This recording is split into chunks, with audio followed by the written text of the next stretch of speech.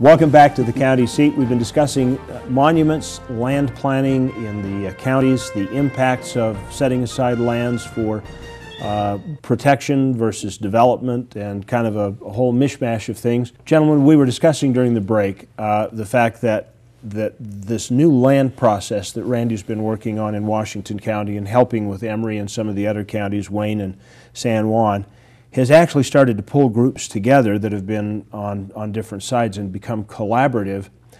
And that's been happening in an environment where political rhetoric has become more polarized and a little bit more extreme.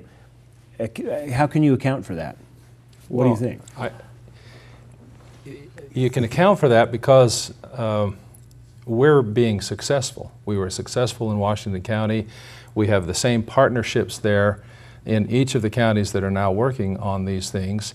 And of course, those who are in positions of advocating for a particular goal or quota on these public lands are going to be concerned about our ability to get people together and solve problems.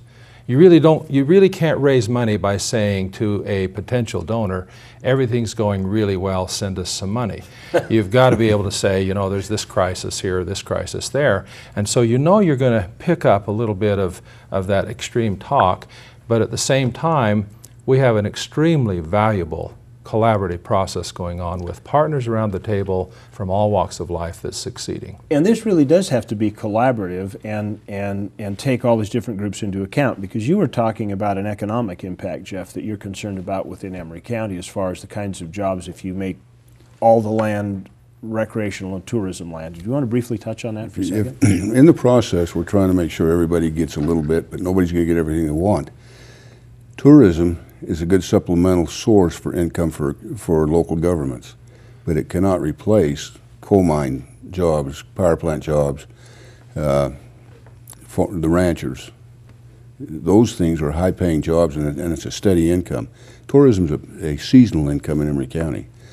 And the jobs it brings is generally low-paying wages, such as waitresses, busboys, people that work in the motel industry.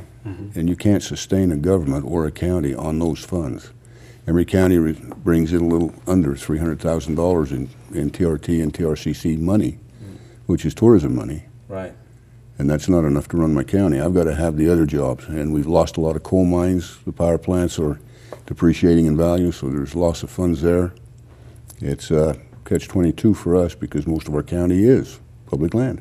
And there you have it. You know, we've run out of time for this. If you'd like to stay and join us for an extended conversation, go to the website, thecountyseat.tv. We'll continue this in just a minute. We'll look for you next week on The County Seat. Thank you all for joining.